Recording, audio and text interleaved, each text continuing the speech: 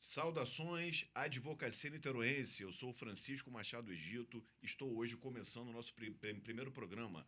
Ação jurídica, pessoal. Direito em ação, advocacia em ação. Bate-papo leve, descontraído, mas sem perder o tom de seriedade dos nossos conteúdos. E hoje eu trago para vocês aqui três grandes nomes da advocacia niteroense, três lideranças, e vou deixá-los se apresentar, porque vão trazer uma experiência de vida muito rica para esse meio jurídico. Eles vão poder falar um pouquinho de quem são eles, de onde vieram, e, assim, é muito importante para nós.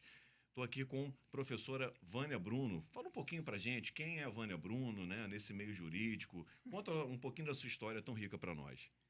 Então, foram 45 anos de magistério superior em direito. A advocacia é a paixão, né? Mas deixar a sala de aula foi difícil. Então, a gente vai se qualificando. Ivan, eu vou fazer um corte aqui meio grosseiro. 45 anos é um exagero, com essa aparência assim de menina, né? Tão esbelta, né? Conte-nos o segredo. Desculpa interromper a professora. São Tinha que fazer. 7 netos de 9 a 15 anos. Além do formol, né? Cara, toma formol, alguma coisa Não assim. tem, acho que é isso, trabalhando 3 turnos, acho que não dá tempo da gente envelhecer muito, É não. verdade.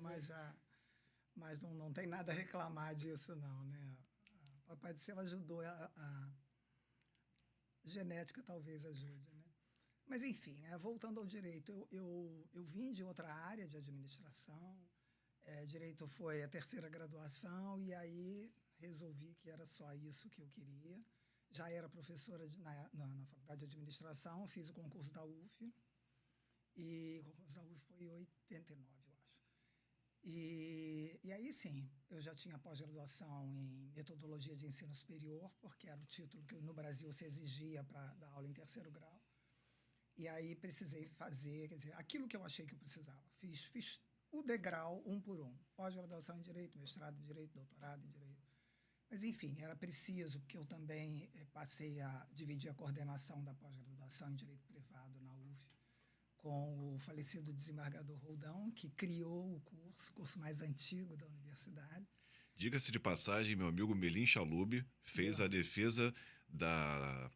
Não foi dissertação, no caso, né? Foi trabalho de conclusão de curso, enfim, monografia. Foi meu aluno. Foi aluno da professora e trabalhou ali as bases da alienação fiduciária, sim. E hoje um instituto muito utilizado no direito. Veja a importância. De vez em quando a gente se encontra em evento ou dele ou de alguém. Agora, por exemplo, tivemos um em homenagem ao desembargador Roldão, lá da Escola da Magistratura.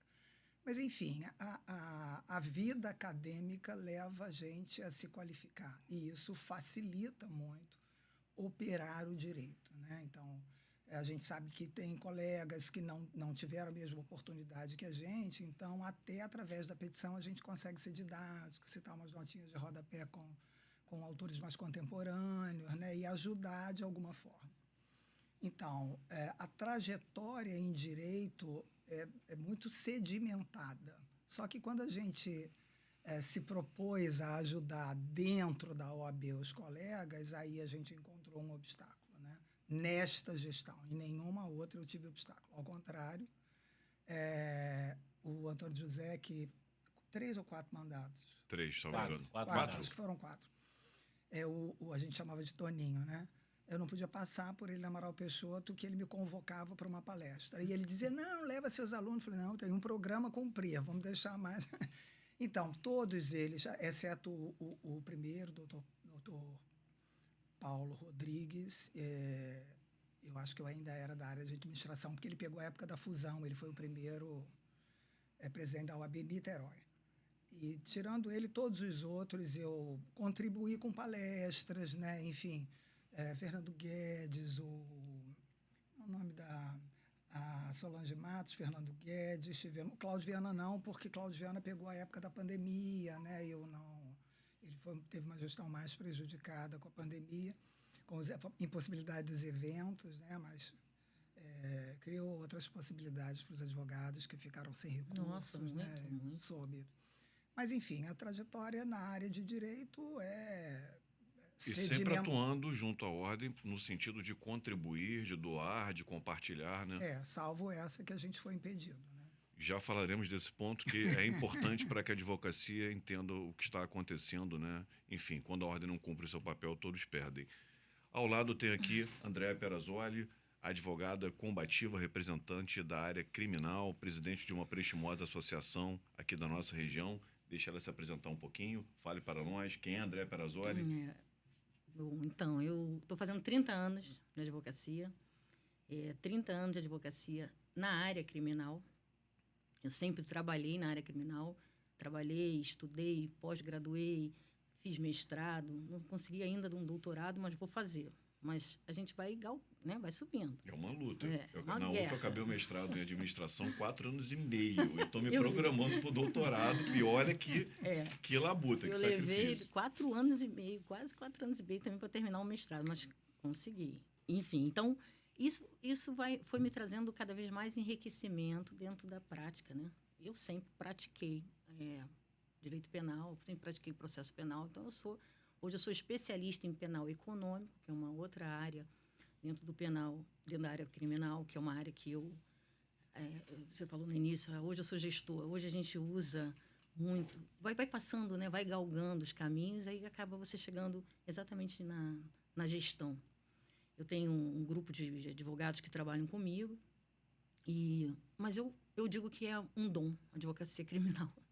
Eu podia ser advogada tributarista, mas é dom, é impressionante, porque você vai desenvolvendo dentro de você a capacidade de olhar o lado humano, né, da situação, que é tão pesada, né, são áreas tão pesadas, são processos tão pesados. Então, fui trabalhando muito nesse campo. Eu sempre trabalhei na área criminal. Eu escutei uma máxima uma vez, e você me disse se é verdade ou mentira, que o estudante, ele namora com o direito civil, mas casa com penal. Mas casa com penal. Mas eu tive grandes influenciadores. Eu tive um professor que eu gostava muito, que era o Stil. Tive o Najib, tive grandes pessoas que hoje eu admiro, né, muito, mas que me ajudaram a seguir o caminho. Ângelo Glioshi, enfim.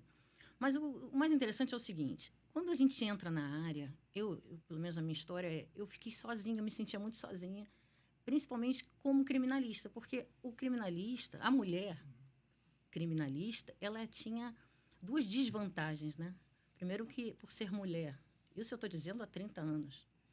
Segundo, por ter escolhido uma área, que era uma área, ainda mas era mais machista, né? Era uma área só de homens.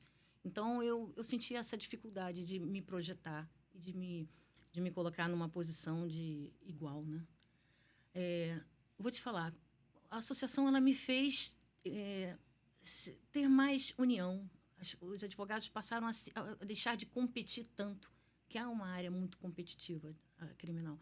Parece que é uma área que está... Não estou dizendo que não seja das outras, mas ele tinha um narcisismo muito pessoal de cada advogado, sabe?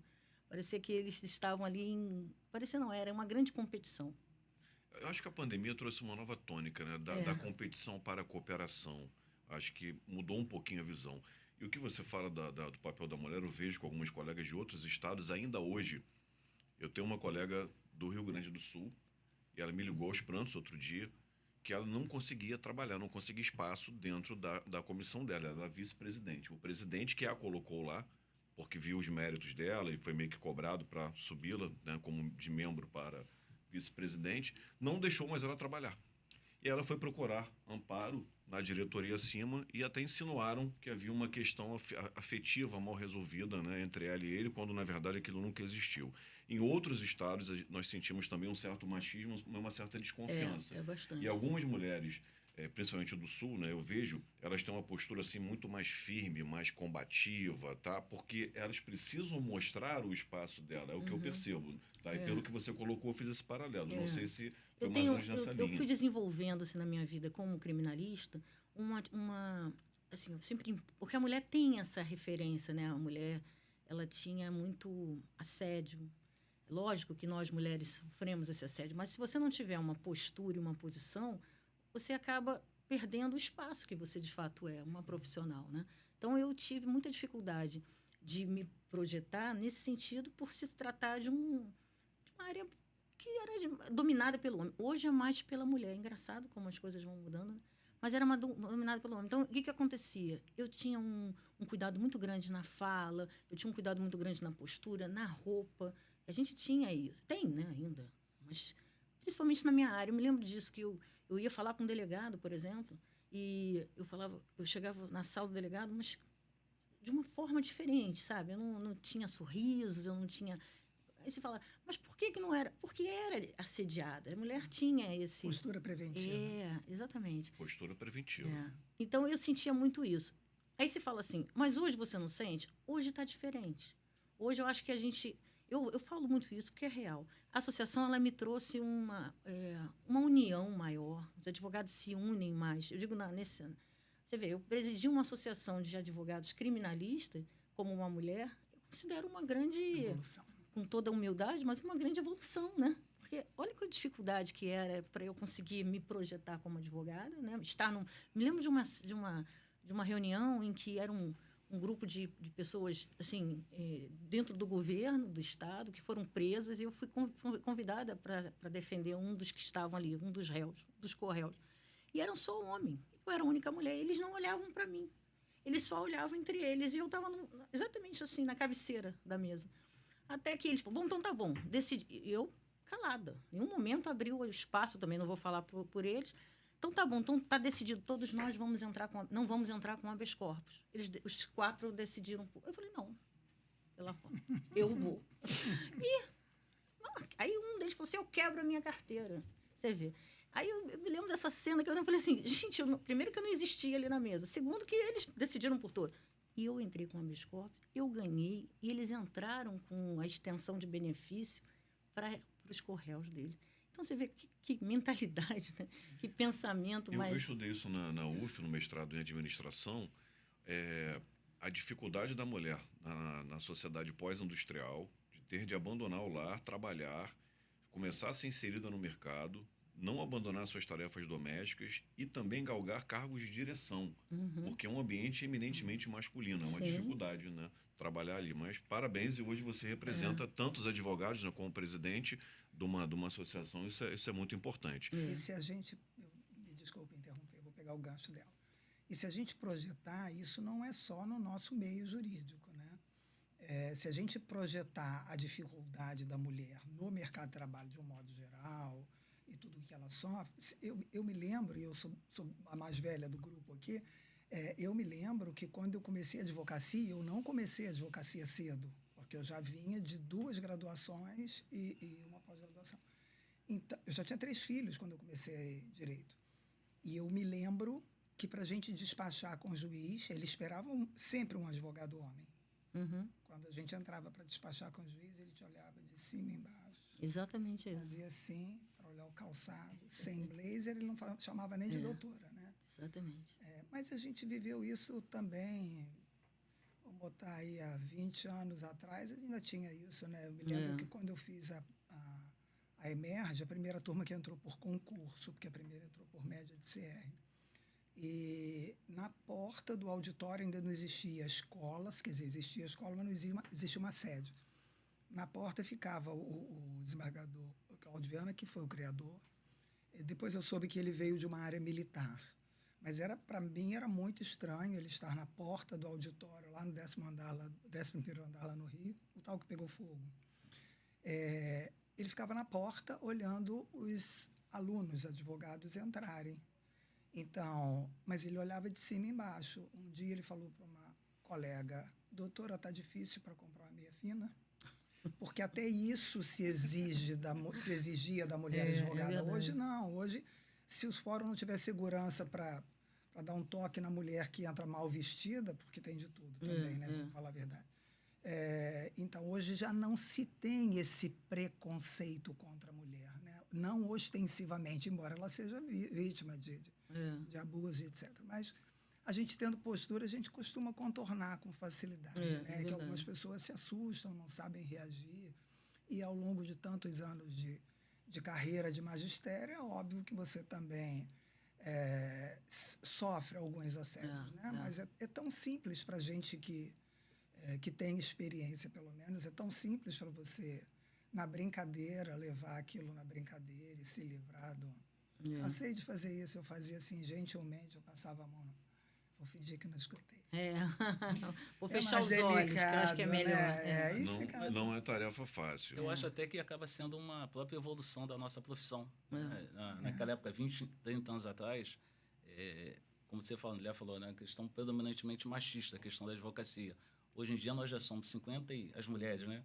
Já são 53%, já superou o número de homens, né? De advogados inscritas na OAB em todo o Brasil. Então, assim, acaba as mulheres ocupando seu espaço, há uma evolução, querendo ou não, da advocacia. Então, tem algumas questões que as mulheres passaram que já estão se superando.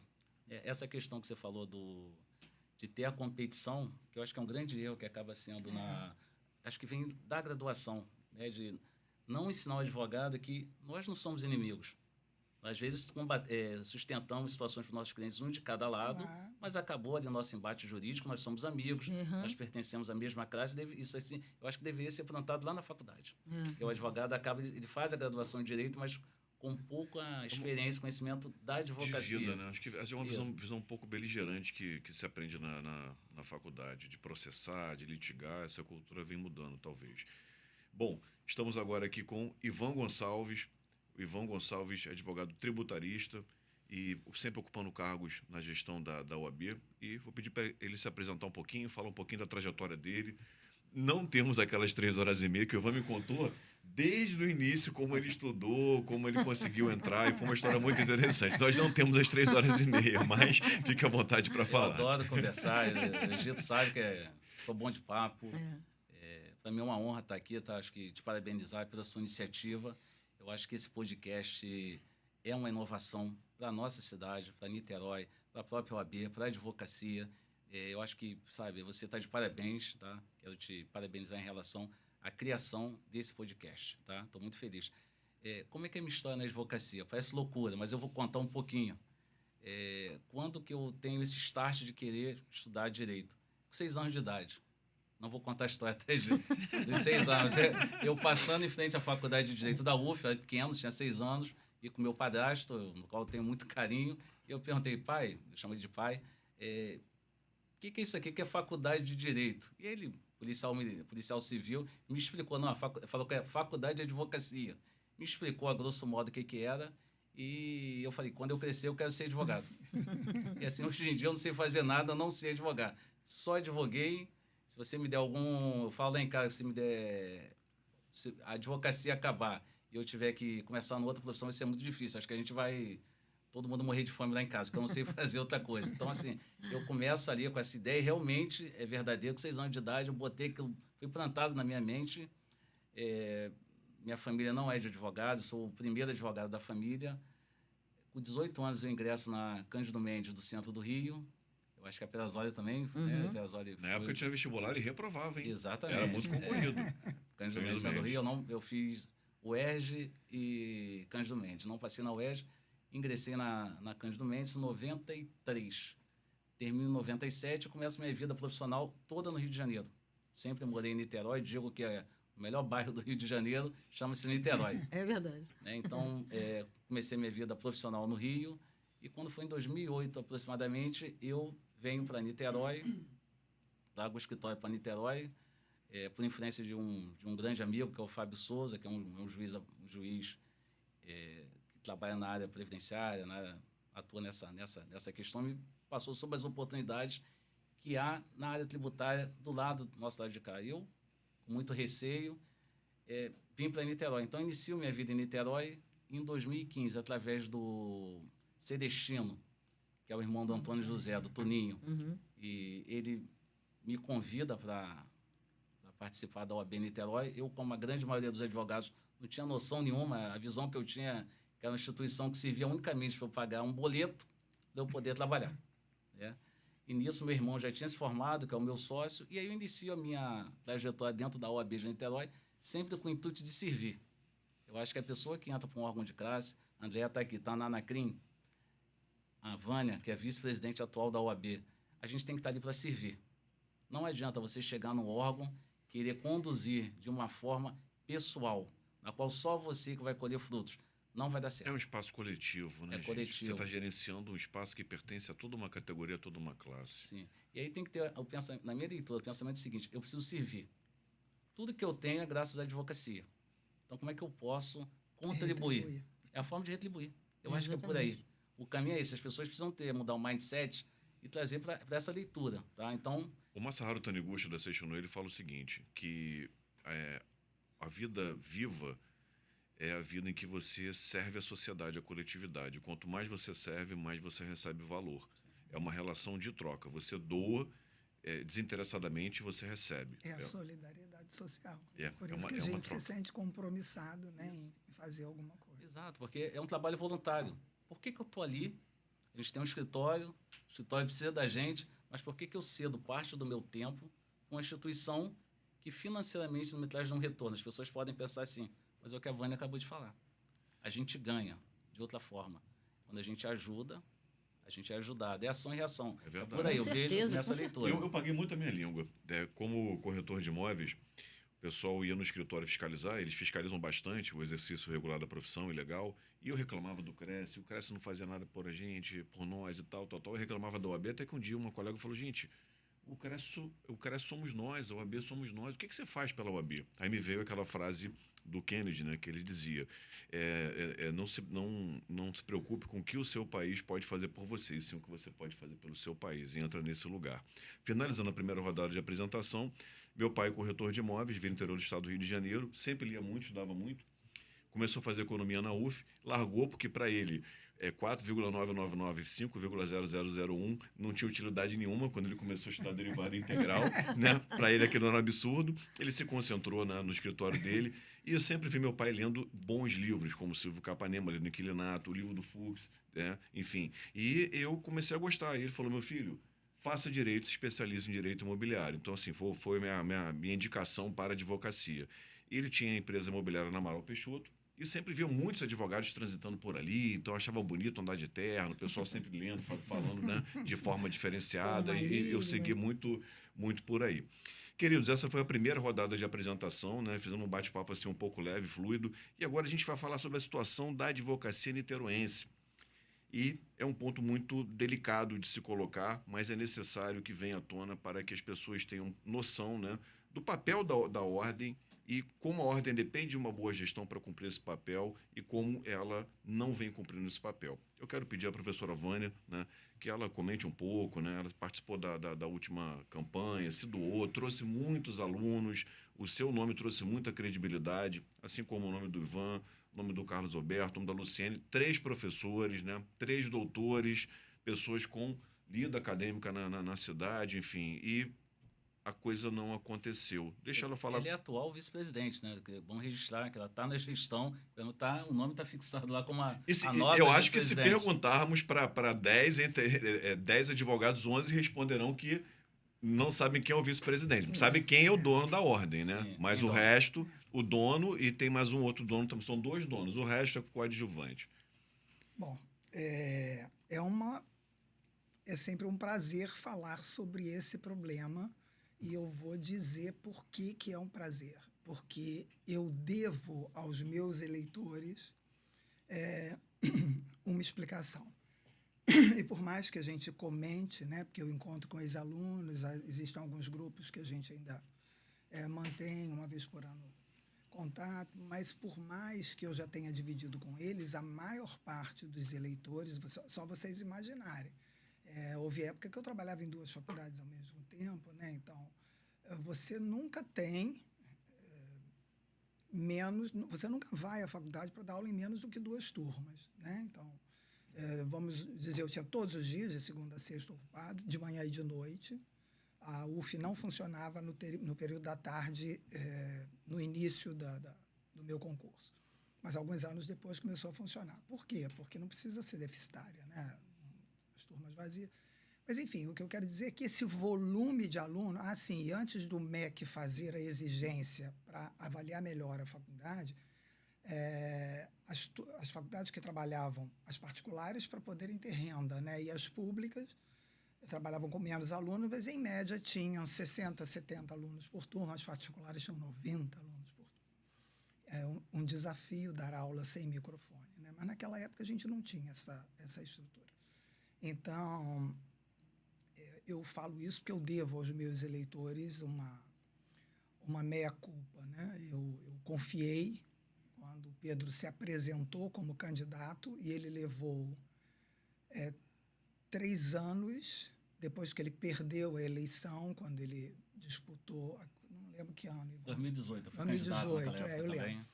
E eu lembro que quando ele perdeu aquela eleição, ele já começou a se preparar para a próxima.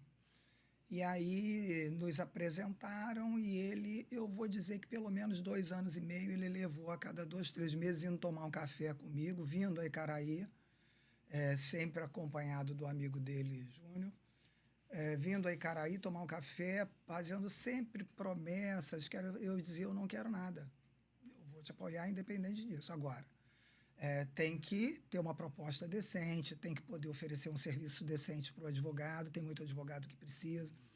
Não, eu conto com os professores para a ESA, para a escola. Falei, você tem, por exemplo, na nossa chapa, os 2 outros professores que devem ter. A Luciane, eu sei que tinha 25 anos de magistério, tem. O Carlos Alberto, acho que menos, né? Ele é até bem mais novo do que a gente. Mas 3 professores na chapa. 2 deles, Carlos Alberto e Luciene, trabalharam diretamente com ESA em outras gestões, como diretores, como coordenadores. Acho que um foi diretor, outro coordenador. Todos eles, esses 2 com experiência de ESA.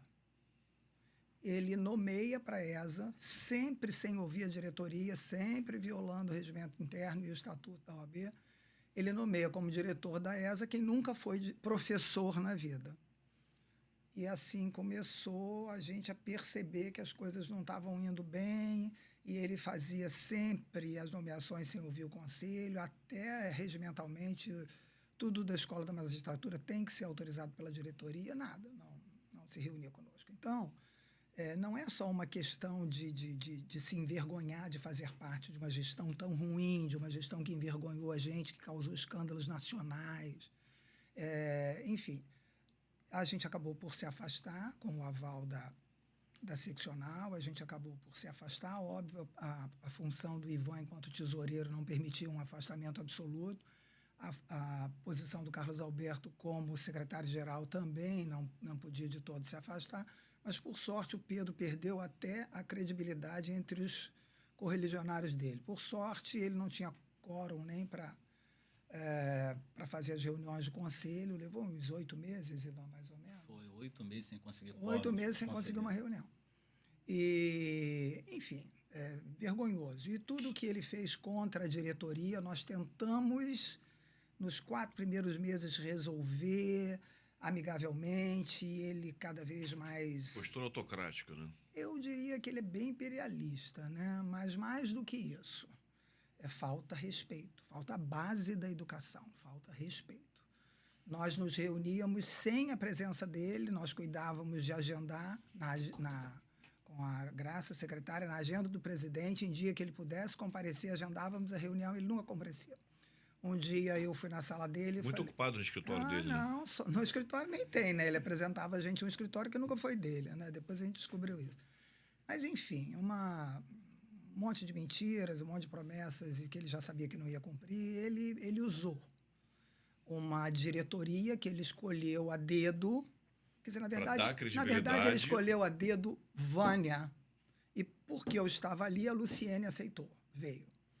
O Ivan estava, independentemente da vontade dele, porque foi uma exigência do Toninho que ele me disse, eu não sei se é verdade isso, porque tudo que ele me fala, eu já duvido. Foi numa composição, na verdade, como eu tinha sido candidato anteriormente, e a minha relação com o Rio de Janeiro, lá com o Luciano Bandeira, foi estreitada, e eles foram fazer essa composição e acabou vindo o convite, o Toninho avalizou, da qual eu tinha uma excelente relação, e o Toninho pediu... Então, na verdade, ele teve 2 ex-candidatos que tinham voto, o Carlos Alberto e o Ivan. Foi o terceiro mais votado naquela eleição. O Carlos eleição. Alberto só veio para a chapa porque a chapa foi impugnada. Porque vinha como secretário-geral o tal do Júnior lá, que sabia que não podia vir, sabia que era inelegível, porque conhece o estatuto, sabia que não podia vir. Tinha emprego cargo comissionado na prefeitura, não podia vir. Aí houve uma impugnação da chapa e correram aqui em casa, você sabe dessa história. Para dar um jeito, eu falei, não tem jeito, é inelegível, tem que substituir. Eu não vou nem falar os detalhes da petição que chegou lá. Enfim, eu e Luciene ligamos para o Carlos Alberto e tentamos, até na época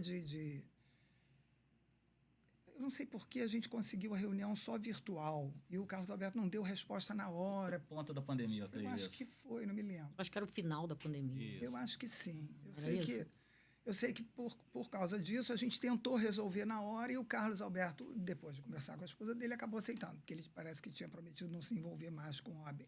Uma semana antes ele tinha fez uma postagem nas redes sociais dele, e ele estava passando para as pessoas amigas, para as pessoas que tinham votado nele na eleição passada, que ele não se envolveria Coitado. em Foi uma decisão eleições, difícil, então, né? nas eleições da OAB de 2021. Acho que foi uma semana antes desse ocorrido, ele postou. Então, veja bem, eu fui escolhida por ele como vice, mas eu não sabia que seria vice. Ele levou 3 anos quase tomando cafezinho comigo para contar comigo na campanha dele. Eu dizia, você pode contar. No finalzinho, já às vésperas de lançar a chapa, num dos cafés, ele falou, professor, eu quero que a senhora venha na foto comigo. Eu falei, sem problema, eu tenho horror à foto, mas você pode contar comigo. Não, professor, a senhora não está entendendo. Eu estou dizendo nas palavras dele. Eu quero que a senhora venha como vice, porque onde eu vou, seu nome abre portas. Ainda falou assim para mim. Onde eu vou, seu nome... Quer dizer, ele me usou para se eleger. E, por sorte dele, Luciene veio porque eu estava na chapa.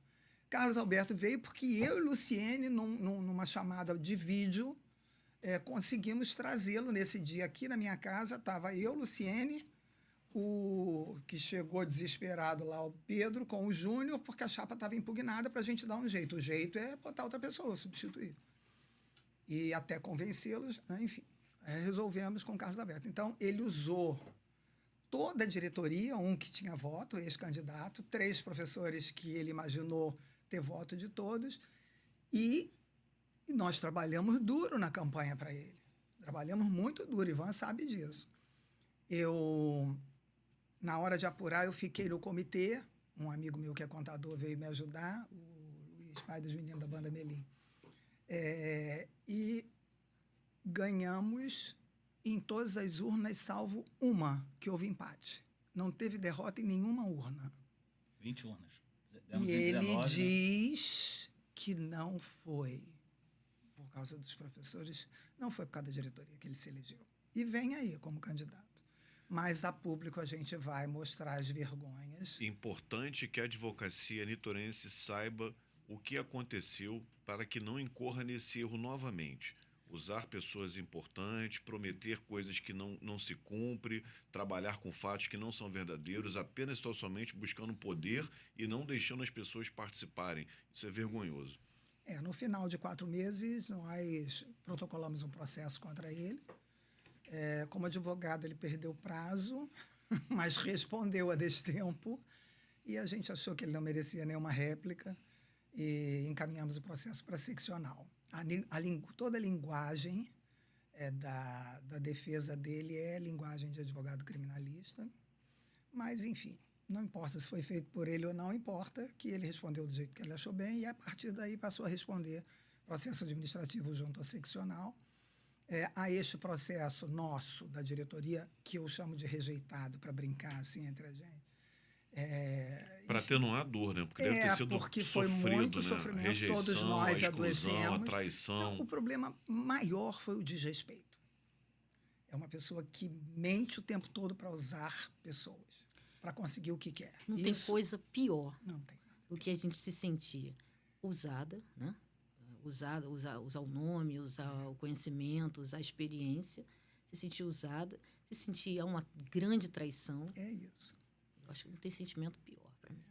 Eu acho que essa soma de a rejeição, quer dizer, a brincadeira brincávamos até assim, nós, diretores rejeitados, a gente acabou criando uma brincadeira entre nós, porque era difícil lidar com a situação. No final do 4º mês, eu me lembro que nós nos reuníamos sempre na sala destinada à vice-presidência. E uma única vez ele entrou ali, mesmo assim, porque eu fui rebocá-lo no gabinete. E, já vou. Sentou num mau humor, numa grosseria. O que é que vocês querem? Falei, a gente quer só o cumprimento do Estatuto do Regimento Interno. Mas se tiver que ouvir... Não, mas isso não vai dar certo. Se em 2 minutos ele levantou e foi embora. 2 minutos, mas ele não deve ter ficado nem 10 minutos, né? Eu acho que ele precisa entender, Fánia, ele não entendeu assim, a gestão coletiva. Não há presidencialismo. Ele entendeu, Ivan, é pior do que isso. Você é inocente nessa história. É pior do que isso. Ele entende muito bem. Ele finge que não entende. Ele faz o que ele quer fazer. Você não viu a eleição agora para o tesoureiro? Ele sabe que, pelo estatuto, só pode convocar reunião para eleição de um cargo de diretoria vaga se ele convocar por edital. Convocação extraordinária. Teria que ter uma convocação extraordinária. Está no estatuto. A pauta dessa convocação de ser eleição de um novo tesoureiro. Porque eu renunciei, eu fiquei até o final. Eu tinha uma responsabilidade institucional muito grande. E se você não tivesse, ele imagina o que não teria acontecido com o uso dos recursos. Seria muito Já pior. existe uma questão, um processo ético sobre uso indevido dos recursos. Imagine se você não tivesse lá. Depois desse nosso processo administrativo levado para seccional, outras instituições fizeram também protesto contra ele por causa dos escândalos, né? Pediram para sair, mas o processo não foi julgado até agora. Havia até alguma esperança, mas Ivan, desde o início, mostrava que não ia ser julgado. Mas se pudesse ter sido apreciado, pelo menos para impugnar uma tentativa de reeleição, já estaria bom. Mas não foi e tem que engolir aí ele se lançando novamente como candidato. Mas os advogados são inteligentes, né? Eu tenho certeza. A gente está divulgando, a gente vai divulgando aos poucos, vai conhecimento, mostrando. na verdade. E a gente que é professor tem uma coisa que é muito boa, que é o carinho dos alunos. Eu não reconheço hoje a maioria, porque é muito tempo, né? Eu até me desculpo sempre, mas é fácil você entrar para fazer uma audiência e daqui a pouco o juiz ou o promotor entra. Professora, aí eu agradeço, mas não tem como você reconhecer. Eles eram muito jovens, né? Passados tantos anos. A sua filha me deu aula, direito comercial. 2 filhos. Minha filha é concursada da Raquel? UF, a Raquel. Está em Portugal fazendo doutorado. Que legal. Né? Muito bom, né? São 2 meninas, mais velha e mais nova, e o do meio foi meu estagiário, muitos anos. E apaixonado pelo direito penal, mãe civilista. A minha esposa é professora da PUC, mestre e doutora em estudos da linguagem, dá aula de português para estrangeiro. Ela leva eles na feira, faz umas imersões. No final de todo o intensivo, ela ganha presente. Isso. Eles fazem festinha, dão bolo. Assim, esse carinho, né? Que ela ama lecionar. Ela ama lecionar. E eu estou recentemente, né, como professor, já tenho uns 4, 5 anos. E aí eu acabo uma aula, crente que foi excelente. Ela fala, professor, como orador você foi excelente. Cadê o quadro esquemático? Cadê a didática? Cadê a didática? E eu estou fazendo pedagogia, eu me formo agora. Eu falo que professor é uma arte. Né? É verdade. É um pouco diferente de palestrar. Hoje eu sou palestrante, professor, eu estou engatinhando. Eu queria chegar nesse nível de envolvimento, de troca de afeto que é tão rico. Né? Então, esse carinho, desculpe, você ia falar. Esse carinho do aluno, e eu lembro que uma vez eu ajudei a OAB Rio, a ESA da OAB Rio, e a gente que tinha titulação ia para o interior da aula. A OAB custeava lá, quando era longe, passagem aérea, reservava o hotel, mas muitos professores titulados faziam para ajudar os colegas, muitos já profissionais, defensores, magistrados, e a gente ia para dar aula. Então, aquilo que ele falou da festinha, né, no final do curso, mesmo não tendo festinha no final do curso, porque a gente ia para dar um determinado módulo, então dava um fim de semana sim, um fim de semana não, a gente completava 7 módulos, 8 módulos, mas toda a aula anterior, então, muito interessante, né?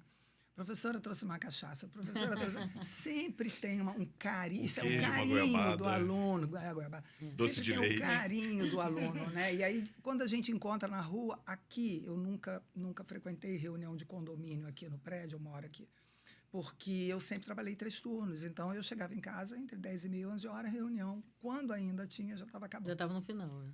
Aí agora que eu aposentei, eu teve um problema aqui na gestão do condomínio e judicialmente foi substituído síndico. Aí eu falei, eu acho que eu posso dar uma contribuição. Aí cheguei na reunião, não conhecia a síndica, que foi judicialmente substituída por outra. E aí eu falei, olha, minha missão aqui é muito simples, eu vim só me oferecer para alguns esclarecimentos, porque os condôminos não são da área de direito. Aí carta aberta da ex-síndica, carta aberta da atual síndica, e você lê, a gente lia aquilo e via que não tinha muita má-fé, mas é o leigo que não conhece direito, fazendo afirmativas erradas, né? E o condomínio em litígio, eu falei, eu só vim tentar acalmar, apaziguar, tentando mostrar a vocês o que está acontecendo. Se quiserem me ajuda, eu estou aqui à disposição. Se não, depois que a reunião tiver início, se vocês não quiserem, eu vou me retirar, porque a reunião é convocação extraordinária para esclarecimentos, e eu não preciso dos esclarecimentos, porque eu já vi o processo inteiro, então eu já sei. Mas aí eles quiseram, eu acabei falando mais, porque é muita pergunta, muita dúvida, eles não sabem, né? Enfim, mas a contribuição que a gente pode dar como professor é organizar o pensamento para a pessoa entender. Ah, mas eu não fui intimada para isso. Foi, mas só não sabe que é intimada através do advogado, né? Então, tem algumas coisas simples que... Ah, mas a moça está mentindo na carta. Não estou dizendo que está mentindo, é porque ela não sabe que a intimação não é pessoal, né? Então, são coisas muito simples, mas o leigo não sabe dessas coisas simples. Então, a contribuição da gente, enquanto professor, pode ser isso, para, né, tentar uma mediação. Mas é isso que vocês falaram. Tem colegas, como a gente não aprende isso na faculdade, tem colegas que já vêm na postura de ex-adverso. Outros não, outros são até amigos pessoais, tenta negociar no corredor. Às vezes a parte diz, professora, mas a senhora está conversando com o advogado da... Sim, mas nós somos colegas de profissão. Os professores são colegas, os advogados são... Muitas vezes são amigos nossos, né? O cliente compreende melhor do que o advogado que não está preparado para isso. Então, a OAB tem que ajudar nesse sentido. Mas esse pensamento, puxando o seu pensamento, foi o que aconteceu exatamente nessa última gestão. Vamos parar para pensar. Se existe essa competição, porque isso é real, existe mesmo. A gente costuma falar, entre os médicos não há isso. Há mais corporativismo, não é? A gente fala isso, inclusive dá esse exemplo. Entre os advogados, parece que quer um competir com o outro, destruindo. A ideia é... Tá parecendo administrador de condomínio. Um é, odeia o outro. Não é assim? Aí você fala assim, nossa, mas eu estou acostumada a ver. Foi feito errado, hein? Não foi feito dessa forma, está sendo feito errado. O advogado falando do seu trabalho, isso a gente vê. Tem aquela coisa que vai dar uma olhadinha no processo do colega. Que coisa absurda. Absurdo isso. Isso é um absurdo, mas isso existe, isso é real. Então, essa sensação que dá de que essa competição, ela realmente tem que acabar, mas ela existe, foi o que aconteceu contigo. Para pensar. Foi indo, trouxe esse conjunto de riqueza, pessoas com riqueza, com conhecimento. Seu nome é muito conhecido e é muito querido. As pessoas gostam demais de você. Muito. Valeu trabalhar muito. Você é muito querida. Ainda não vivi, né? Já estou velhinha, ainda não vivi. Vou viver. Mas a gente sabe disso. Seu nome é muito querido. Então, e aí? Na hora da prática, vira de costas e esquece que tudo existiu, né? Então, isso é muito grave. Esse contexto para mim, já vem desse pensamento de competição, tá entendendo? Hoje entrou numa soberania absoluta, né?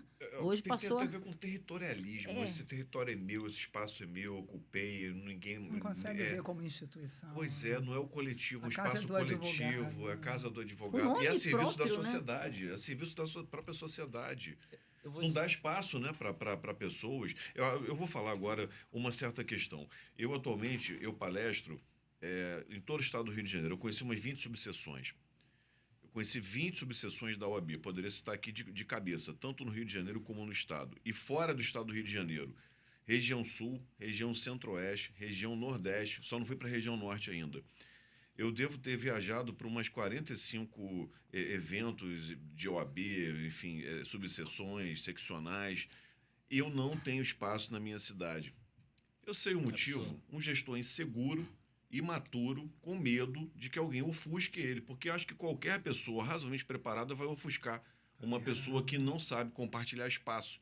Esse é o ponto. Só que o espaço não é dele, o espaço pertence à advocacia e a serviço da sociedade. Se não está sendo utilizado desta forma, pede para sair e substitui por alguém mais vocacionado. Foi o que aconteceu mais ou menos contigo, né, André? A Anacrim teve participação na OAB, a Anacrim tendo 150 advogados nessa região, teve algum espaço ali dentro? Não. Estou entrando já na segunda gestão. Eu, quando fui nomeada, era Cláudio. Ele me deu espaço. A minha nomeação foi dentro da ordem, com o Ralph, com o Cláudio. E depois da nomeação veio a eleição.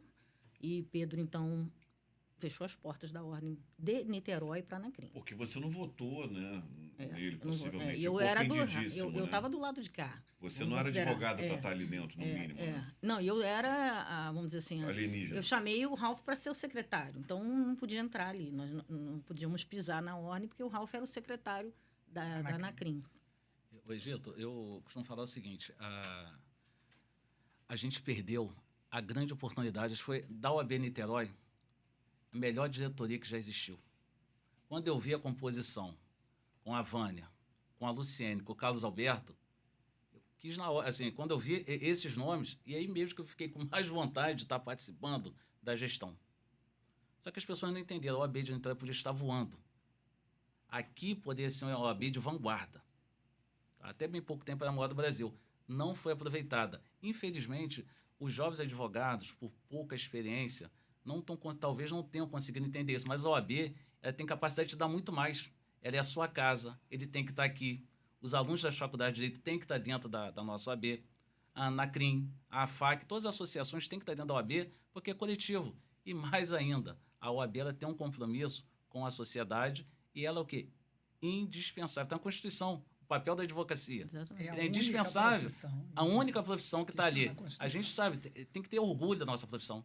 A única profissão que tem lá na Constituição, tá, um afado especial sobre a nossa importância é a advocacia.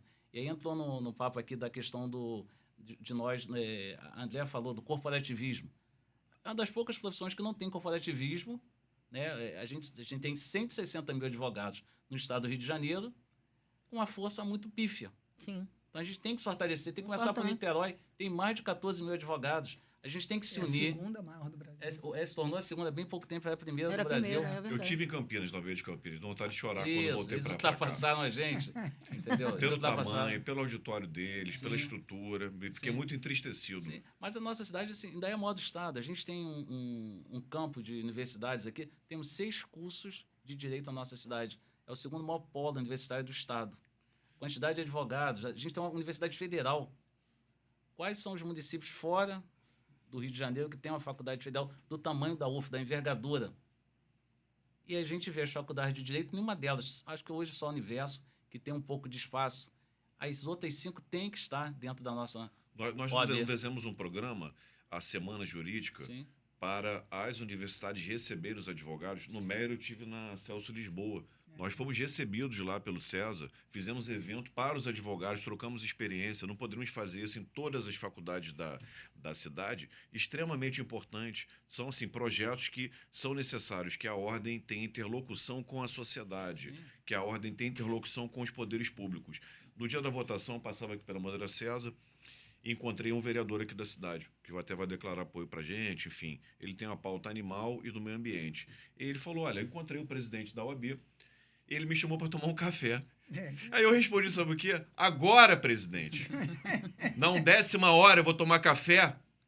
Ele não gostou que eu falei isso com ele. Ele não gostou de crítica. Mas é a verdade. Você foi procurado agora também na 10ª hora? Para quê? Para emprestar o seu apoio, para emprestar a sua reputação. Para tomar um café. Para tomar um café, né? Exatamente. Foi esquecido. E eu fico triste que eu vi colegas que já sabiam a tragédia que seria, já conheciam. Quem não conhece, ignora, desconhece, ou é iludido, encantado, né, por um discurso. Mas pessoas que já sabiam e estão lá. Eu entendo que é o espaço, querem fazer o trabalho, acho que vai ser diferente, vai aprender com os erros, mas eu sou extremamente cético, tá? E, enfim, a gente está aqui procurando um espaço para a advocacia falar. Um espaço que vai correr em paralelo com a OAB para que a gente consiga reavivar e dar uma boa contribuição. É até importante, né, Gil, você criar esse podcast, você vai dar voz, porque eu te garanto hoje, 98% dos advogados não sabem o que está acontecendo na OAB de Niterói.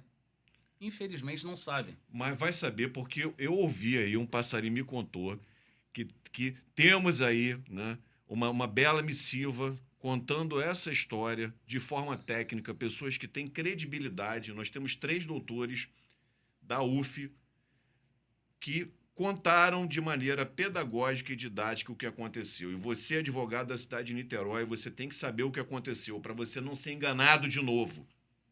Isso vai vir à tona, eu tenho certeza. Não é, professor? Pena que o cafezinho agora ficou pejorativo, né? A gente chama as pessoas para tomar um café, todo mundo já lembra do cafezinho. E não o cafezinho com Escobar, né? Não um cafezinho, né? É um cafezinho, divertido, é verdade. Né?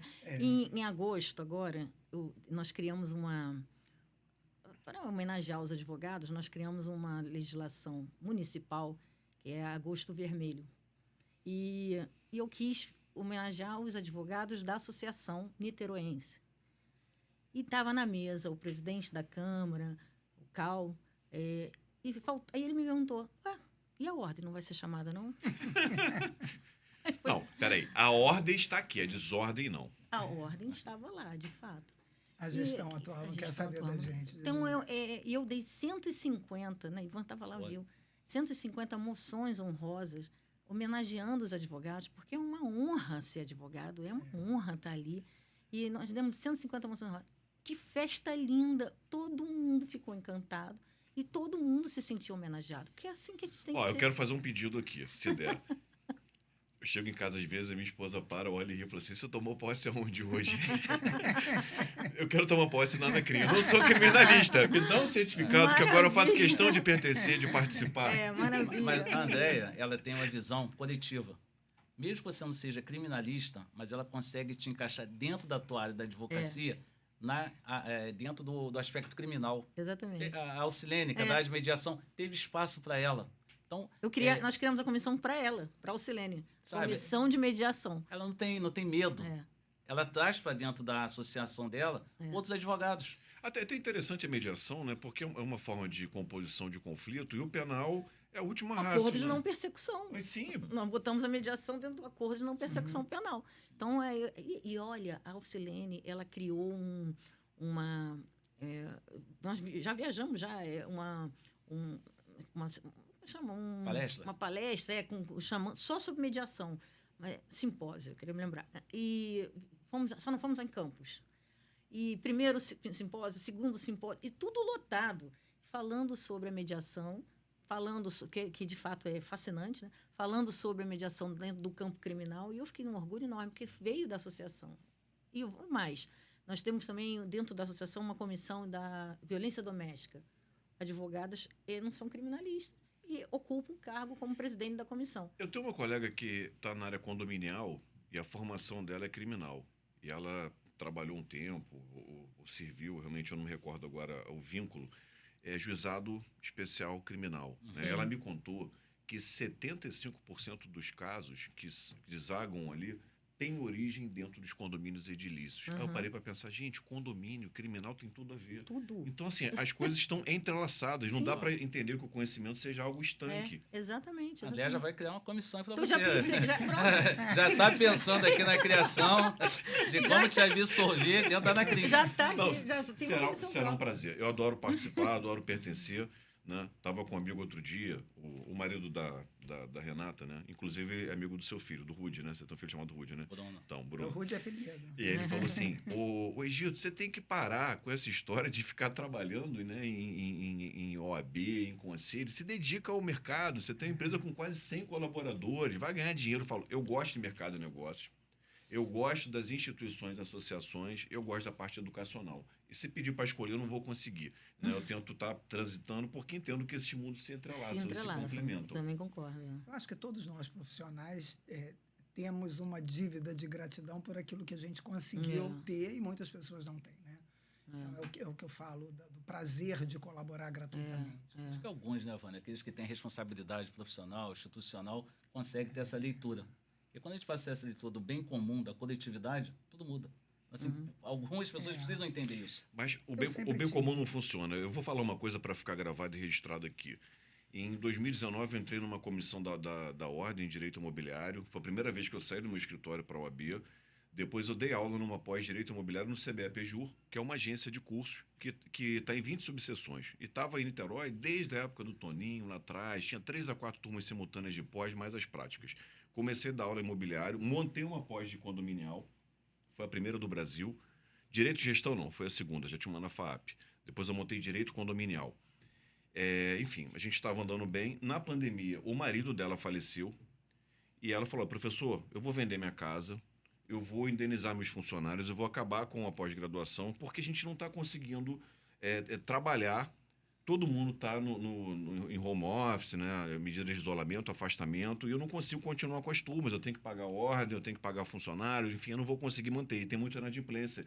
E o aluno não quer voltar por telepresencial, não quer migrar para telepresencial, quer esperar voltar para presencial. Eu não consigo manter a operação. Eu falei, não fecha não. Eu descobri um amor da aula. Eu estou gostando. Vende para mim. Ela falou, tem um passivo aqui. Eu falei, eu sou empreendedor, vamos olhar isso, vamos entender como funciona. Fui no banco, peguei um Pronamp, raspei um dinheiro que eu tinha lá na conta, peguei o Pronamp, assumi o passivo e toquei. Eu adquiri o CBE-PJUR, tinha 14 a 15 turmas de pós-graduação. Na virada daquela gestão, o Cláudio Viana, que deu um bom espaço para a gente, ele falou, amigo, me apoia, eu preciso do seu apoio. E uma pessoa que abriu as portas para mim, né? Eu fiquei na dúvida de apoiar ou não. E ela falou, professor, não se meta em política, não se meta em política. E a gente tem que tomar lado na vida. Eu falei, eu vou apoiar você, Cláudio. Eu vi a sua gestão aqui de dentro, eu vou apoiar. Passada a eleição, né? O grupo do Cláudio perdeu. E o CBE-PJUR estava há 18 anos na OAB. Não preciso nem dizer que o dono da Ordem dos Advogados do Brasil, subseção Niterói, não quis que o curso continuasse. Só que ele não botou nada no lugar. Foram 3 anos sem uma pós-graduação.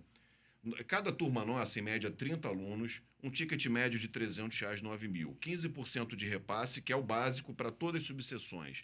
Daí é 1.350. Multiplicado por 3 a 4 turmas, tem uma média de R$5.000 por mês. No ano, tá, nós temos 60 mil. Em 3 anos, aí, por baixo, 180 mil. Foi esse dinheiro que a OAB perdeu e não usou o espaço, não aproximou o advogado do delegado, do promotor, do professor, do juiz, do magistrado, não entregou nada, porque ele não queria que outra pessoa ocupasse o espaço que ele acha que é dele. Eu acho que ele deveria reparar esse grande erro, que ele tirou recurso da advocacia, tirou conhecimento da advocacia, tirou um espaço da advocacia. Esse espaço não é dele, esse espaço é dos advogados e todo mundo tem que saber disso, porque realmente é vexatório para uma gestão que não pensa na advocacia. E você viu qual é a meta hoje? A gestão inclusive participativa. Eu tenho uma vontade de fazer um comentário ali, né? Que mentira que lorota boa, né? Não pode. Como engana tantas pessoas? A nossa risada diz tudo. Como engana, meu Deus. Quem acredita nisso, né? É uma questão, Egito, é o seguinte, para conduzir a ordem, você, além de ser o presidente, ter o seu grupo ali, que são 5 pessoas, você tem que ser um bom gestor. Tá? Tem que ser um bom gestor. E como é que você faz uma boa gestão? Você tem que dividir. A chapa não são 5, cada um tem as suas atribuições. Se você dividir, você vai ter mais tempo, vai conseguir entender melhor o funcionamento da ordem, vai poder agregar muito mais coisas para os advogados da nossa cidade, sabe? Então, assim, tem que ter visão de gestor. Infelizmente, não tem. O Estatuto tem essa visão. Sim, o Estatuto tem. Ana. Descentraliza, Sim, exatamente. né, as regras da administração. Professora fez administração, Sim, eu sou administrador também de formação. Um dos conceitos é administrar, é fazer as coisas com pessoas, né? Para pessoas. Com e por meio de pessoas para pessoas. Então, se você não consegue usar as pessoas para o alcance das finalidades coletivas, você não tem. O seu raio de alcance é limitado, é reduzido, você não tem entrega. Ele usa pessoas, mas ele usa um grupinho de amigos e só tem espaço para essas pessoas. Eu vou te dizer, lá em cidade de Maringá, no Paraná, a subseção de lá é uma subseção que é exemplo para todo o Brasil. O tesoureiro de lá conseguia rentabilizar o OAB porque enxergava o OAB como um grande produto para ser vendido dentro da cidade. Então, as festas, os cursos, monetizava autossuficiente.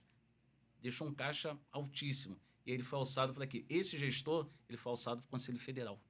Então, a partir do momento que a gente começa a fazer em Niterói, a nossa casa, uma boa gestão, a gente vai alçar o quê? Vai estar lá na seccional para estar ajudando e contribuindo. Então, é uma visão coletiva. Tem que pensar no advogado. Se você pensar em você, você vai ser fadado em sucesso. O gestor lida com recursos de diversa natureza. O espaço é um recurso e foi muito mal utilizado e limitado. Informação é um recurso para ser compartilhado. Até um meta-recurso na sociedade do conhecimento e da informação. Tecnologia é um recurso. Pessoas, né? Recursos humanos, recurso financeiro. O espaço é um recurso. Então, gerenciar é lidar com todos esses recursos de maneira otimizada e evitar o desperdício de maneira eficaz. Foi o que realmente, né, não vimos, muito, muito longe, muito ao contrário disso. Você fala do espaço, eu te uso a me amostrar em qualquer subseção que tem um espaço igual ao nosso. Nós fomos foi uma seccional. A nossa estrutura, nós temos um prédio de 10 andares, subutilizado. Você imagina o quanto poderia ser dado para a nossa advocacia local, e não digo só local, para nossos municípios co-irmãos, Maricá, São Gonçalo, Bonito, Niterói. Itaboraí. O pessoal vinha do Rio, Sim, assistia aula com a gente no centro do fazer Rio. convênio com os presidentes dessas subseções para que utilize esse espaço para capacitação da advocacia, sabe? Para eventos para Podia ter um advocacia. espaço como esse lá dentro, Sim. talvez, né? Você conseguir criar estruturas de até doação da sociedade civil para a própria OAB. Você imagina se a OAB está sendo monetizada, como, sabe? Se ela conseguisse recursos, espaço tem. É montar a estrutura. No seu exemplo aqui, a OAB deixou de receber quanto? 180 mil reais? Sim. Aproximadamente 180 mil reais. E o dinheiro que ficou lá, que o Ralph prestou contas, Sim. foi o dinheiro dos últimos repasses, que na pandemia a gente não conseguiu rodar, né? Teve muita dificuldade, mas ainda assim, recurso principalmente decorrente das pós-graduações e do repasse pelo uso do espaço. É uma contrapartida. Foi bom você tocar nesse assunto. E tudo que ele criticou. Tá? O recurso que havia dentro do nosso caixa da ESA, que foi deixado desde a gestão do antigo presidente, ele foi utilizado sem autorização do Conselho, sem passar por uma discussão com os diretores.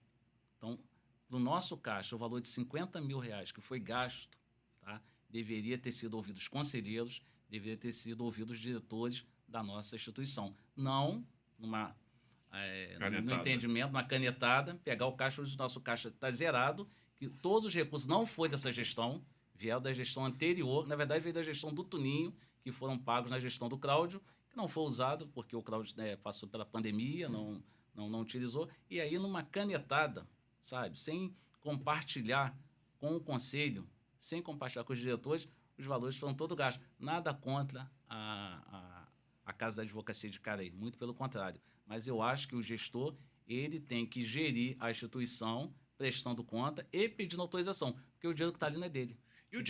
Até o dinheiro que vem do Rio também. Você parou para olhar o custo-benefício?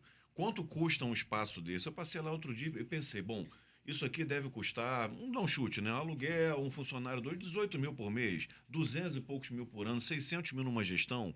Quantas pessoas são efetivamente atendidas ali? Qual o custo do atendimento? Na região oceânica também. Porque, assim, o dinheiro vem do Rio. Não, o dinheiro não vem do Rio, o dinheiro vem da anuidade dos advogados. Que tem advogado que trabalha com muito sacrifício, muita gente não pôde compochar para nem votar, porque está devendo a anuidade da ordem. Esse dinheiro que está sendo utilizado. A gente tem que parar para pensar. Está sendo utilizado de maneira eficiente? Acho que esse é um ponto.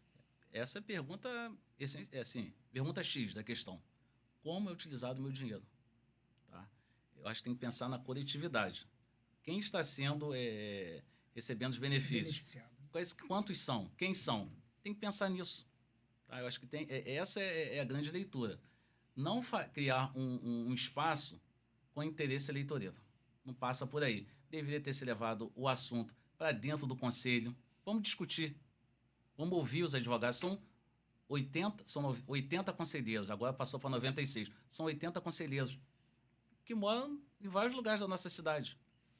É viável, é interessante, tem algo melhor que a gente possa fazer para para a advocacia? O que de fato a advocacia está precisando? Relação custo-benefício ali, né? Quanto Exatamente. custa? Beneficia a quantos e a quem também? Exatamente. São discussões muito, muito salutares para se travar. Mas, Ivan, você como tesoureiro, você ficou até o último momento para tentar evitar o mau uso dos recursos e ainda assim, ao arrepio das normas, o recurso foi utilizado. Você tem um caso desse para narrar para a gente. Sim, na verdade, como eu disse, eu fiquei até quase que o final, a Vânia, o Carlos Alberto e a Luciene, eles continuam, eu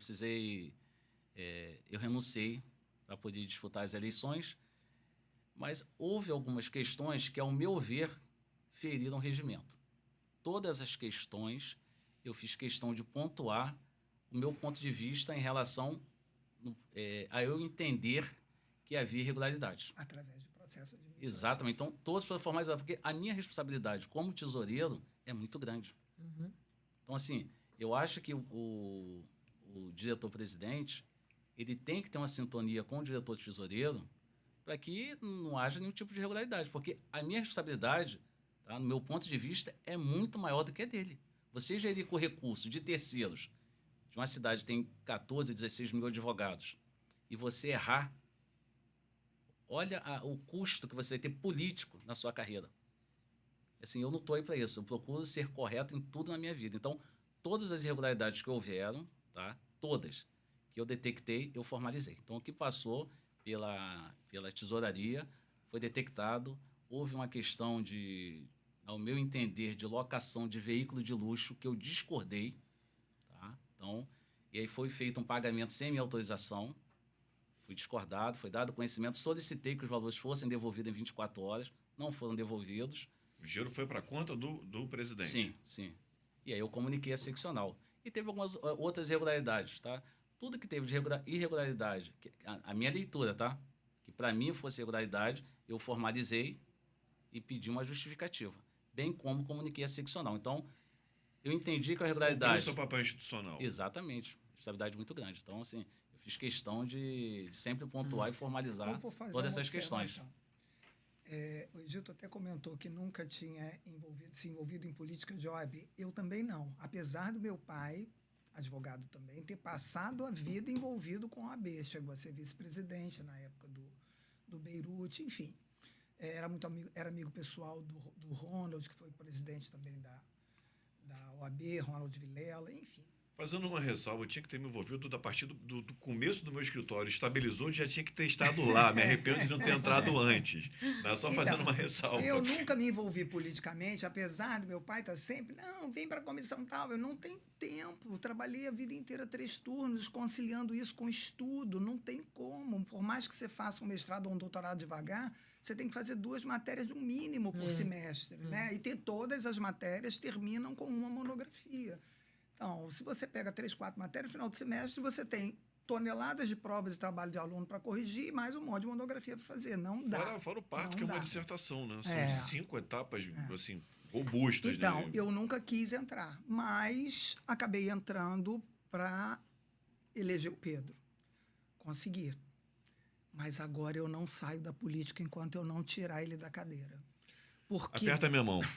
É um compromisso que eu assumo, de verdade. Porque eu devo isso aos meus eleitores, eu não tenho nada pessoal contra ele, é uma pessoa que não tem respeito nenhum, nem se não tem pelos outros, vai ter por mim? Hoje eu sei quem é, mas eu devo isso aos meus eleitores. Essa política eu não gosto, mas não posso sair.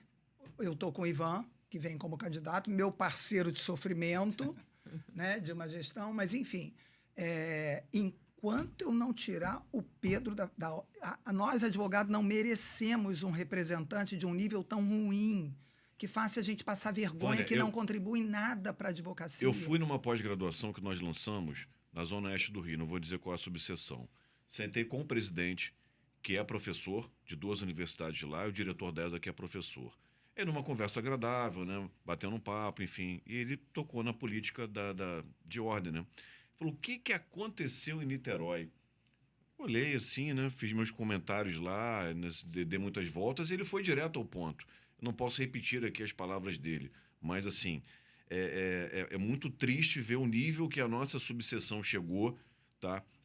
Assim, a baixa, o pouco conteúdo, vou usar um eufemismo, né? Que existe nesses 2 gestores. Assim, é absolutamente nenhum. Eu fico até com pena, dá vontade de dar um conselho. Filho, sai da OAB, que ela está tirando tudo que você tem, só te dá uma visibilidade, você está adquirindo cada vez mais inimizade, porque não sabe gerenciar. Cuida da sua carreira, ainda não é tarde. Abre um escritório, trabalha, faz uma pós-graduação, tenta se qualificar, sai da OAB, ela está sendo nefasta para você, porque não vai te ajudar em nada, infelizmente. Infelizmente. Para piorar, só para a gente encerrar esse assunto da gestão atual,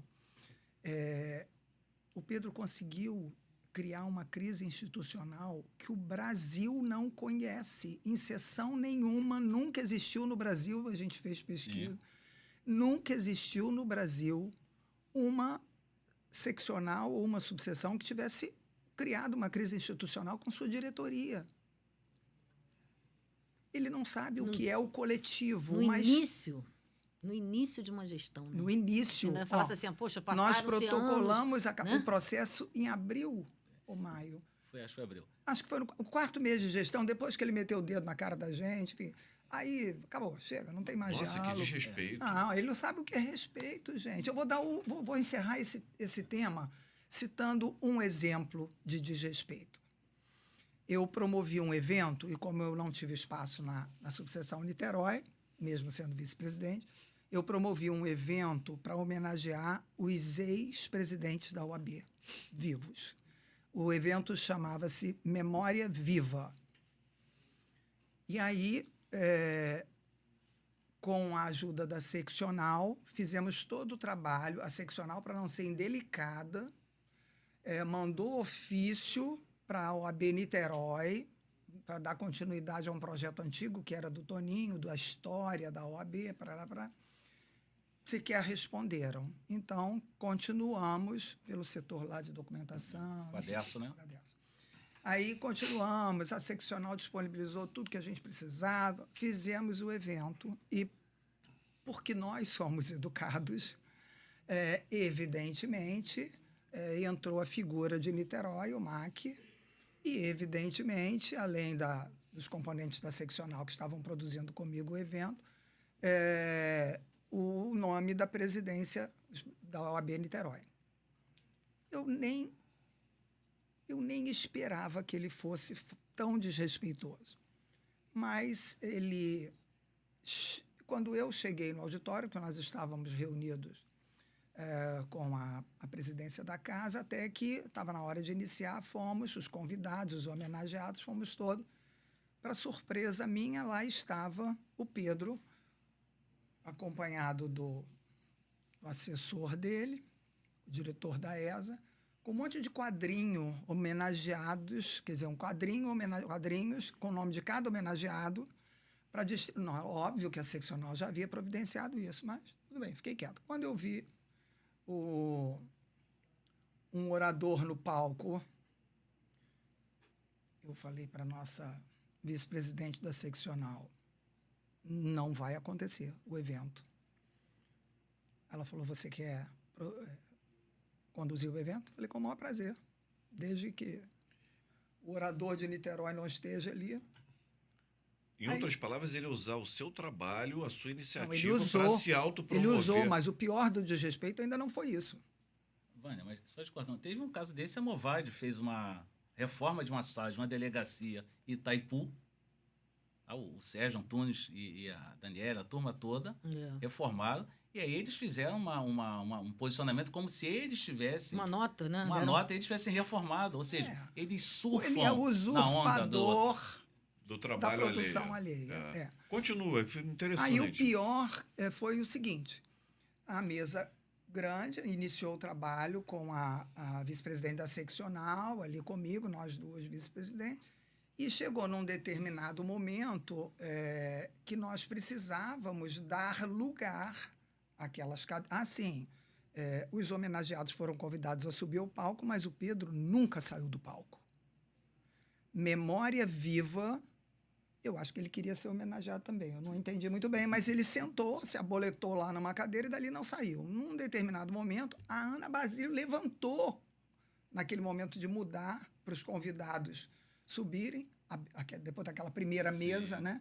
Então, eu pedi gentilmente que a primeira mesa, para a gente desmanchar a primeira mesa e convidar os homenageados. Até a vice-presidente levantou e desceu para sentar no auditório. O Pedro não levantou. E não tinha cadeira para todos. Ainda arranjaram uma cadeira e eu fiquei de pé na tribuna.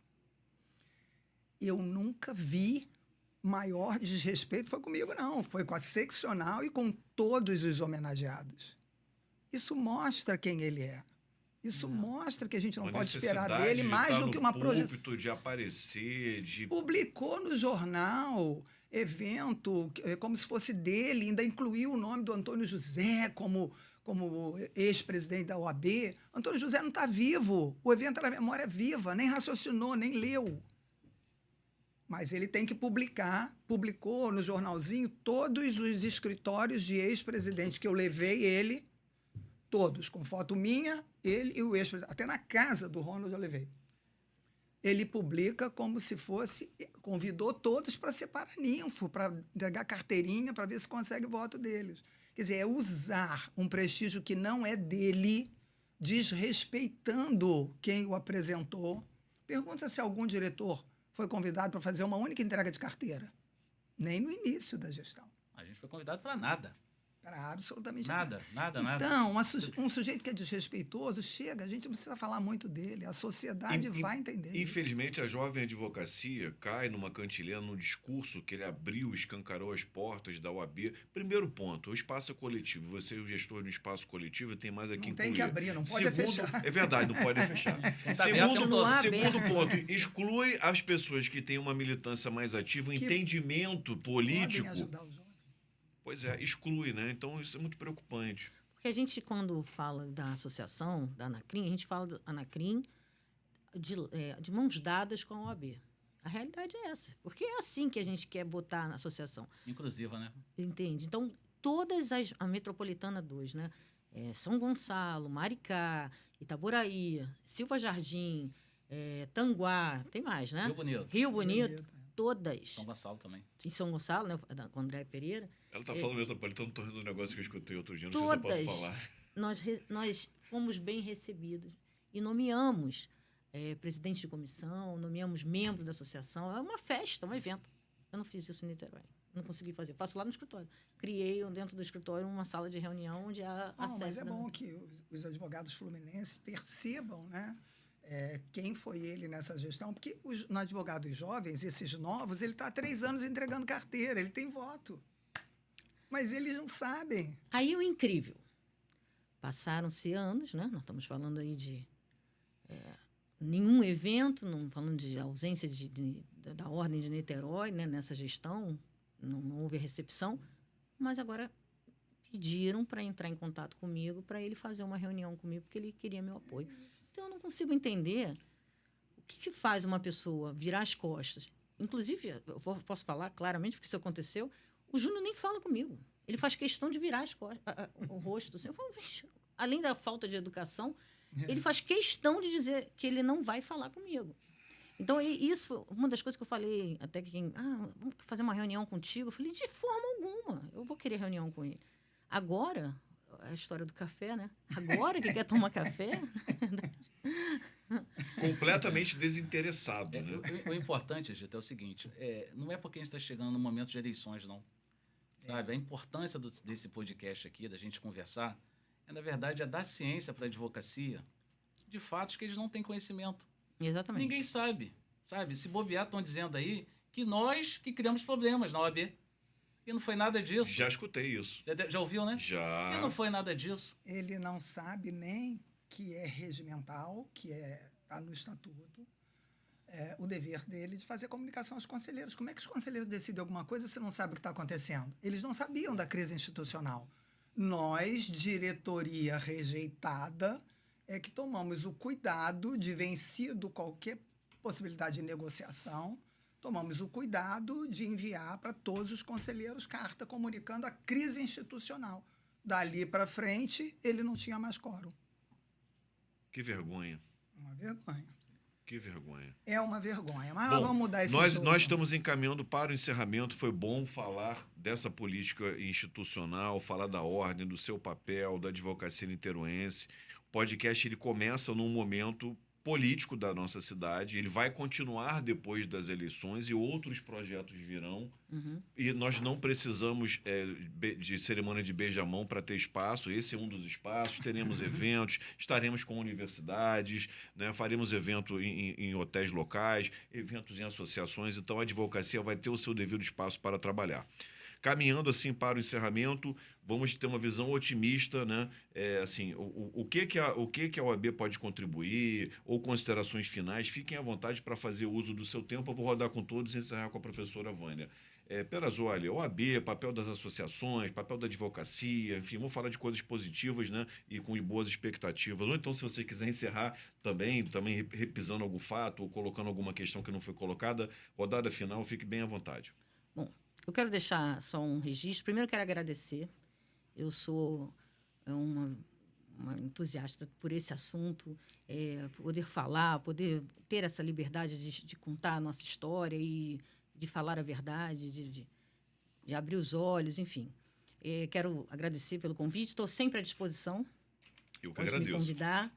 Quero dizer que a associação está aqui crescendo cada vez mais e convido Já ganhou associado. convido a participar da associação e vamos criar, de fato, uma comissão, porque dentro dos condomínios o crime, de fato, prevalece.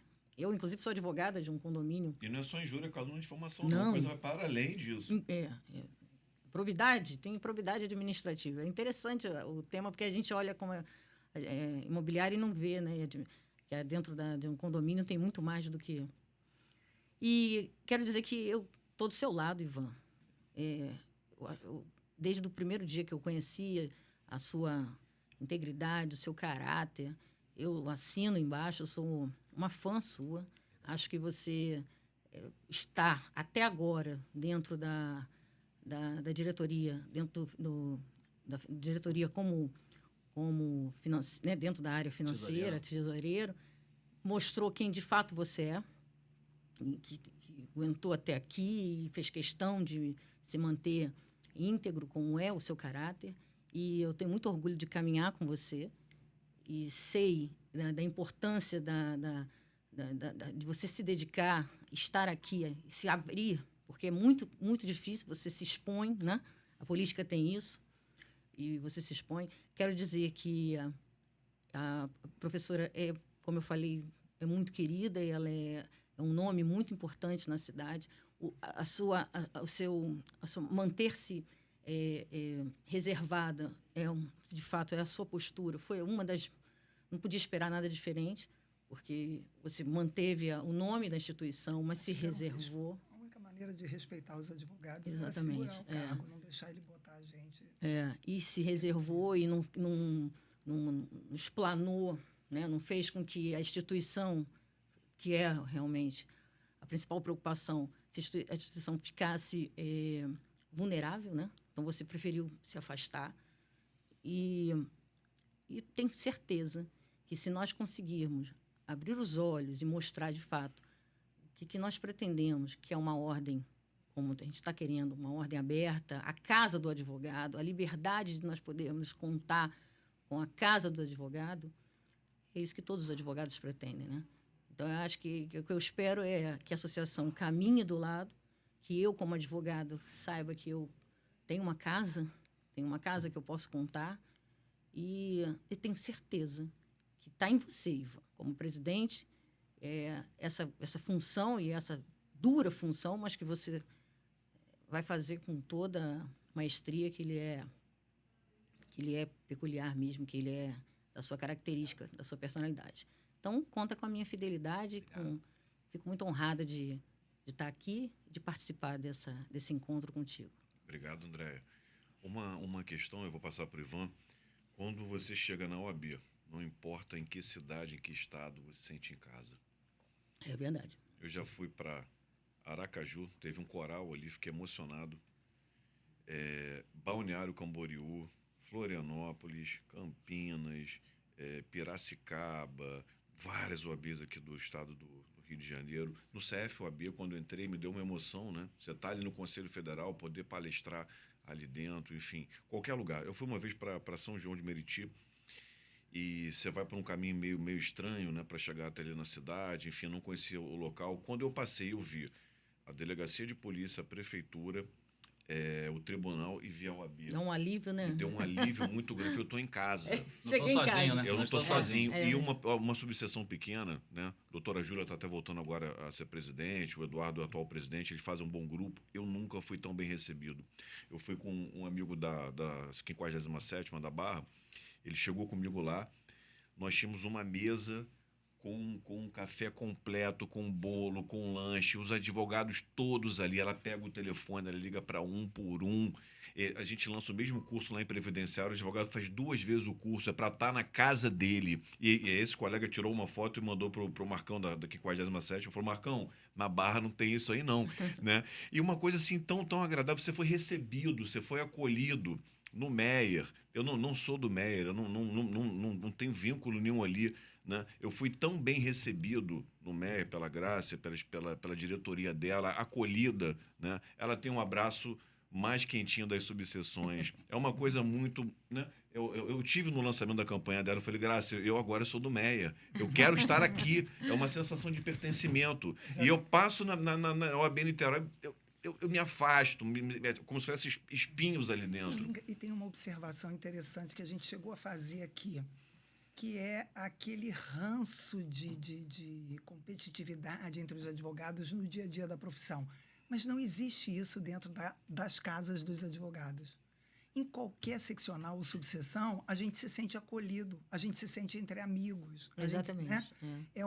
É um espaço da gente para a gente. Nos pertence, né? E aquilo aí, é nosso. A gente sabe. A segunda maior subseção É. do Estado fica alijado dessa convivência. Eu falo em termos sociológicos, né? O grupo, uma unidade social, uma organização, tem pessoas. E você tem grupos primários, secundários ali dentro, enfim. E elas interagem entre si. Essa interação traz processos sociais.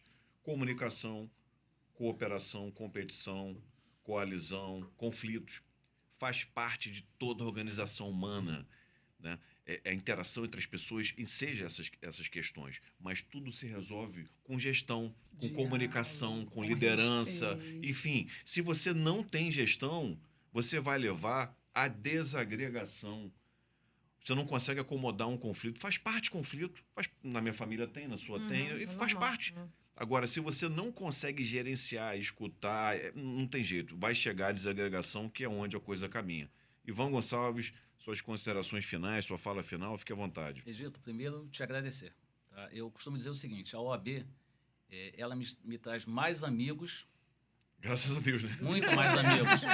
Eu não tenho inimigos, eu tenho talvez adversários. Não tenho inimigos na minha vida. Não tenho nem quero ter. Mas assim, cada vez mais eu procuro agregar mais pessoas no meu hall de amizade. Você é uma que a gente já se conhecia de esbarrar, mas assim, fiquei muito feliz de a gente se aproximar. Agito, né? O cara que dá 10 missões para ele, quando dá 11 horas tem mais 10 para eu resolver, ele assusta. Eu falo isso para ele. Então, assim, te agradecer as palavras da André. Também, André, a gente é vizinho lá de escritório no mesmo prédio, mas a gente se aproximou. Então, eu fico muito feliz com as suas palavras. Eu falei para você depois da reunião com ela, eu falei, olha, você ganha na loto hoje. É que eu falei, ela é objetiva, tem uma leitura ampla. É muito bom. E que Vânia não tem nem o que falar. Vânia, o que a gente fez? A gente fez o que aconteceu? Quando começou a ter um problema lá na OAB Niterói, a gente fez um pacto. Os 4 vão ficar de mãos dadas até o final. Eu chego a me arrepiar, porque a gente ficou. Hoje tem a gente, a Luciene tá lá numa outra chapa, mas é nossa amiga. Isso é importante. A gente conversa o tempo com todo, ela a gente tem um agora, grupo, gente, ela ia vir, ficou meio perdida assim, de vir ou não vir. Compreensível. A gente compreende, mas nós 4, nós demos as mãos. O problema começou com eles, eu sou o cara telado. Se você estiver errado, eu não vou caminhar com você. Quando eu vi, no início, tá, o que estava acontecendo com eles, a deselegância, sabe, a falta de compromisso, eu vi ali qual lado que eu deveria estar, ao lado deles. Então, assim, agora surgiu esse desafio novo, tá? Esse desafio não foi uma coisa que eu quis, mas é dentro de uma conjuntura, e a gente chegou ao meu nome. A gente precisa, tá? O objetivo principal, que as pessoas talvez não saibam, mas a gente precisa resgatar o OAB Niterói. Precisa de resgate. As pessoas talvez, tá muito boa, porque a OAB Niterói não é um grupinho de amigos, não é confraria de amigos.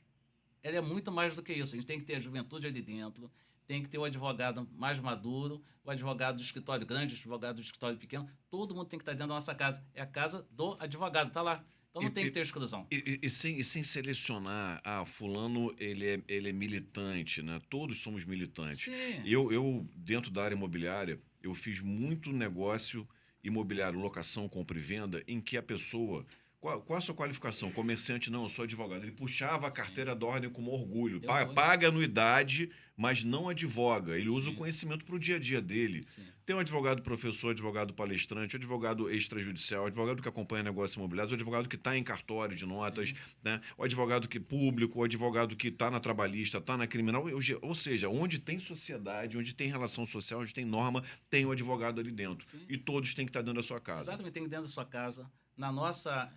Nosso projeto é para incluir o advogado, o jovem advogado. A gente tem tantos projetos bacanas. Eu convido vocês, entre nas redes sociais. Eu sou carente de amigos, tá? Ivan dos Santos Gonçalves. Entre lá, você vai ver as nossas propostas. A gente está aprendendo a usar o marketing digital, né, Ivan? Isso aí, a gente está aprendendo. O Ivan postou um monte de coisa lá e vamos arrumando. Sim. A gente está aprendendo todo dia, né? A gente não está ali... o nosso projeto não é ensinar a fazer a roda. A gente tem em torno de 30 projetos, todos execuíveis, em favor do jovem advogado. Inclusive. Tudo desenhado, a gente tem um projeto. Entre nas redes sociais nossas, as nossas redes, vocês vão ver o que a gente tem de projeto para a advocacia. Muita coisa boa para o jovem advogado, muito melhor do que vocês têm hoje. Hoje não tem nada no OAB Niterói. Ela pode te dar muito mais. Tá? Então, assim, eu peço para que vocês entrem nas nossas redes, dêem uma olhadinha lá. Mais uma vez te agradecer. Eu que agradeço. Agradecer a presidente da Anacrim, a doutora Andréia, e a minha amiga Vânia também. Vamos encerrar assim, com a pessoa com mais experiência da mesa, com mais vivência, né? Ela disse que é mais velha. Eu não estou acreditando até o momento. Sabe nada, né? Vamos, então, por deferência, finalizar com a professora Vânia Bruno. Eu vou reiterar os agradecimentos, porque o espaço é importante, ainda mais nesse momento político. Então, me coloco à disposição. Mas eu queria terminar com uma ponderação bastante interessante para esse momento. E eu não estou comparando a gestão que acabou com a que vem. O que eu quero dizer é, nós, da área de direito, sabemos que a nossa instituição é uma autarquia em regime especial. Então, se a gente tem um gestor que não atenda aos princípios da administração pública lá da Constituição Federal, a gente tem uma administração inconstitucional, como essa, que está terminando. Qualquer gestor que respeite o direito brasileiro, que respeite a Constituição Federal, que respeite o Estatuto da OAB, que respeite o regimento interno da OAB Niterói, qualquer gestor que tenha respeito pela ordem instituída pelo Estado Democrático de Direito vai conduzir bem a OAB se estiver disposto a dar sua cota em nome do benefício da comunidade, em prol dessa comunidade de advogados fluminenses. Nenhuma gestão será boa, ainda que seja constitucional, ainda que cumpra o estatuto, ainda que cumpra o regulamento, se não tiver pessoas competentes e interessadas no bem da coletividade. É isso. A transparência, tudo isso, todos os atos da administração pública são também obrigatórios para a autarquia. Então, que venha uma gestão digna de merecer os advogados fluminenses. De maneira técnica, como excelente professora, ela finaliza com base jurídica. Então, pessoal, muito obrigado pelo programa de hoje. Vamos colocar no ar em breve. Assista até o fim, pessoal. Um abraço a todos. Agradeço a vocês pela presença. Até a próxima.